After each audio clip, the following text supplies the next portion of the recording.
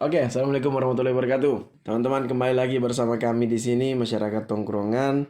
Saat ini kami pengen bahas salah satu hal yang menarik, salah satu berita yang viral saat ini di tengah masyarakat, yaitu tentang perseteruan antara lembaga Warkop DKI dengan Warkopi yang saat ini mewarnai pemberitaan di media massa maupun media sosial.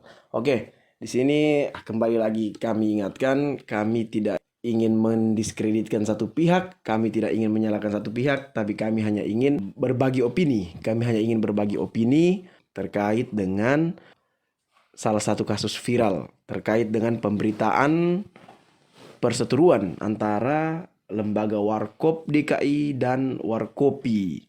Oke, kita mulai dulu dari Bang Bems kayaknya. Gimana Bang Bems pendapatnya? Monggo silakan. Kalau menurut saya sih Bang, secara tidak langsung ya, Warkop ini sudah mengambil keuntungan lewat nama besar dari Warkop. Nah, Warkopi. Warkopi secara tidak langsung mengambil keuntungan lewat nama besar Warkop.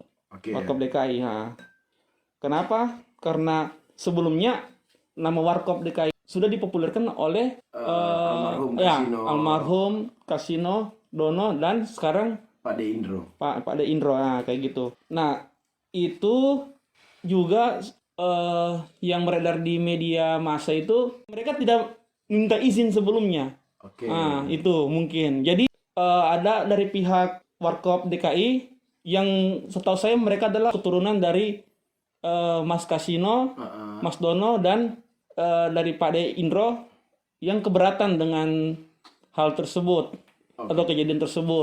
Pak De Indro pun keberatan, bro. Iya, itu keberatan.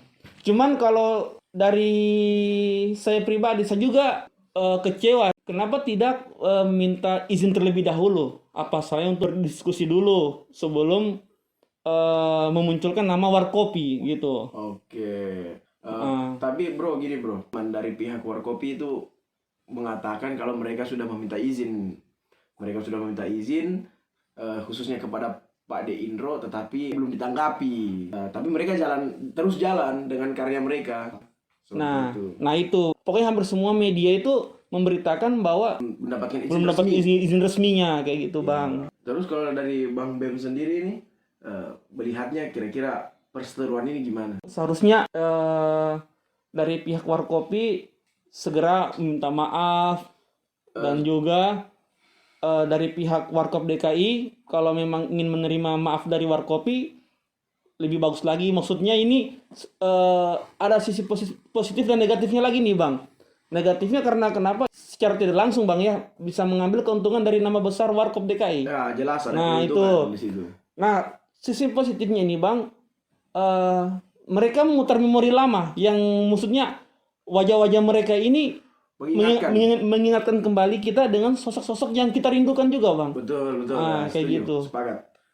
Jadi ada sisi negatif maupun sisi positif bagi kita penikmat karya mereka ini ya, khususnya kita yang penikmat karya Warkop DKI. Ya, Warkop DKI. Cuman kita tidak tahu ternyata selama ini telah menjadi polemik. Nah, itu perseteruan antara dari Warkop DKI dan Warkopi, kayak gitu, Bang. Oke. Mungkin ke Mas Tio, gimana nih, Mas Tio, pendapatnya? Ya, jadi saya ingin fokus terhadap substansinya dulu, substansi dari permasalahan ini. Kalau menurut pandangan saya, secara substantif itu permasalahan ini tidak jauh dari HKI atau kekayaan intelektual, betul. Karena Warkop DKI ini adalah sebuah brand, toh. Benar. Sebuah brand yang dimana dia dilindungi oleh hak cipta. Terus kemudian ada orang-orang yang menirukan. Kemudian dari pihak Warkop otomatis tidak menerima hal itu.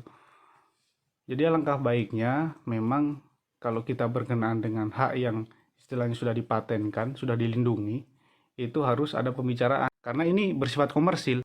Jadi alangkah baiknya ini diselesaikan secara baik-baik, jangan sampai yang niatnya adalah menghibur masyarakat, niatnya ingin meneruskan karya-karya legend Warkop DKI menjadi permasalahan hukum. Jadi memang menjadi polemik karena berkaitan dengan kekayaan intelektual, Bang, ya. Dimana karya-karya dari para legend ini memang telah didaftarkan dan telah memiliki hak atas kekayaan intelektual. Nah, oleh karena itu juga menjadi pelajaran ya bagi kita para YouTuber pemula betapa pentingnya hak atas kekayaan intelektual itu sendiri.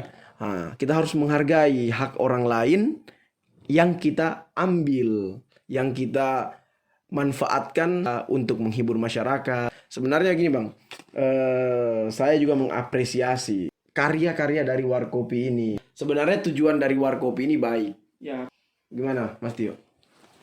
Ya, kalau dari segi karya ya, mereka ini sebenarnya sudah berkarya dan dapat menghibur masyarakat. Karya mereka ini pada awalnya saya memahami bahwa mereka ini hanya sekedar para penggemar Warkop yang ingin sedikit mengembalikan euforia dari kejayaan Warkop. Dan mereka ini anak muda yang terinspirasi oleh para legend tersebut. Nah, sebenarnya anak muda yang kreatif. Anak muda yang kreatif. Nah, ketika sudah menginjak di publik dan menjadi ranah komersil dan karya yang dibawakan itu berkaitan dengan karya orang lain, seharusnya memang ada komunikasi. Ya, walaupun sekarang sudah saya dengar info sudah sedikit terkomunikasikan walaupun belum secara langsung. Nah, ini sebenarnya bisa diluruskan dengan komunikasi yang lebih intens dalam kaitannya lebih resmi lah. Banyak kita sudah mengetahui bahwa rumah-rumah produksi yang lain atau media-media televisi nasional yang menggunakan karya Warkop DKI dan tidak ada masalah sampai saat ini karena mungkin sudah terjadi kerjasama, sudah ada kesepakatan. Jadi dari contoh tersebut harusnya para manajemen atau ya dari Warkopi ini bisa meniru atau mencontoh seperti itu. Oke, jadi pada dasarnya teruslah berkarya dengan sekreatif mungkin, tetapi jangan sampai merugikan pihak-pihak yang terkait. Oke, mungkin sekian dari kami, masyarakat tongkrongan. Semoga bisa menjadi manfaat untuk rekan-rekan sekalian. Assalamualaikum warahmatullahi wabarakatuh.